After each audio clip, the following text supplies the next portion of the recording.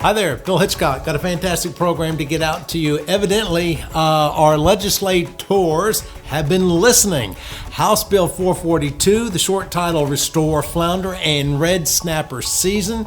This is a bill that is in the House right now. The long title of it explains pretty much what it's about. A bill to be entitled An Act to Restore Recreational Fishing for Summer Flounder and Red Snapper in North Carolina through the creation of a 4-year pilot program. Now, let's just cut to the chase of all of this. What are they talking about? What is this 4-year pilot program to restore the flounder fishing here in North Carolina and the red snapper fishing? Well, there's two objectives. This is what they want to accomplish at the end. It's to allow a recreational season between May 15th and July 31st of each year with a limit of 1 fish or more per person per day and no seasonal limit. How about that? And the second thing they want to accomplish with this bill is a recreational catch and release fish will not be counted towards catch limits or quotas set by the division or by the commission. This is House Bill 442. So that would give the flounder season, and I'm just really going to harp on the flounder. Maybe it's just me. It's both flounder and red snapper from May 15th to July 31st.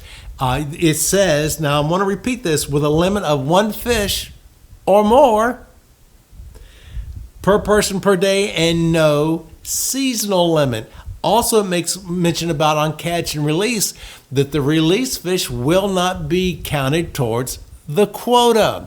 So the state legislators have listened to what everybody has been saying, or a lot of people have been saying. And we're going to talk about the true power here in North Carolina, by the way, is with your legislators. It is not with the Marine Fisheries Commission.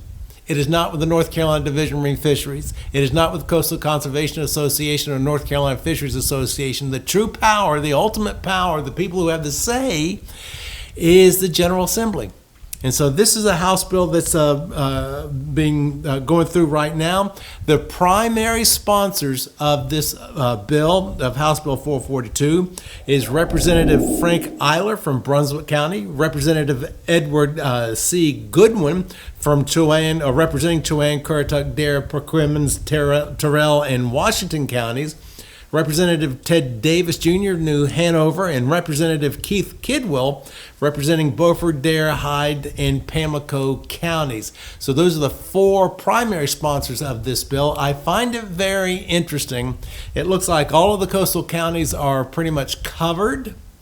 One sticks out, Carteret County, representative isn't one of the primary sponsors or any sponsor, and the other representative of Wake County, not one of the sponsors of this bill, primary or secondary. And I find that very interesting, primarily because, as we all know, Raleigh, Wake County has the highest number of licensed recreational fishermen, something like 25,000, I think, maybe even more. Pardon me if I'm wrong.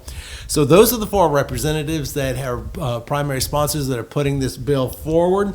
Now, this is the other part that I find very, very fascinating. With any bill, you'll get a whole bunch of whereases. And the whereases starts at the beginning of the bill, and it's explaining or justifying the reason and the need for this bill. Listen to these, I think it's 6 whereases that these representatives are using as justification for this bill. And I know what justification is needed. I hear you.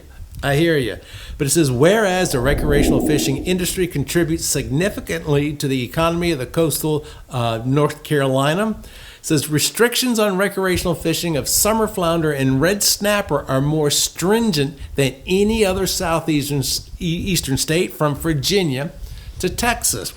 There is considerable overlap in the fish population between southeastern counties of the state, such as Brunswick County and South Carolina. There are higher creel and season limits in South Carolina in 2024 that gives that state a significant competitive advantage in the competition for recreational fishing tourism. State policies regarding recreational catch and release reporting and data analysis overestimate overall mortality, thus skewing the science on the summer flounder fishery. Coastal fishing charters or individual boats report catching large amounts of these species by accident and having to release them, indicating the populations are plentiful. And finally, unnecessarily strict and possibly unscientific restrictions on the recreational fishing industry forces recreational fishing customers and captains to move much of their businesses to South Carolina and Virginia.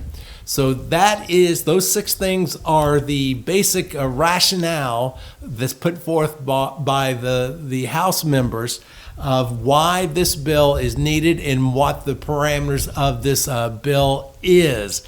Whether you agree with them or not, with scientific or not, whatever, as I made mention earlier, the true power when it comes to the fisheries, in the division, in the commission, in the CCA, in the NCFA, it is the state legislators. I would contact your legislator and voice your opinion about this. House Bill 442, it would allow a recreational season between May 15th and July 31st of each year and a limit of 1 fish or more per person per day, no seasonal limit. Also, the release fish, when you catch and release a fish, it doesn't count towards a quota. This is a 4-year pilot program that's being proposed with this House Bill 442. Let's see what happens. I'm Bill Hitchcock. Until next time, see ya. Post your questions, comments, and concerns here on YouTube or email them directly to Bill Hitchcock at this address.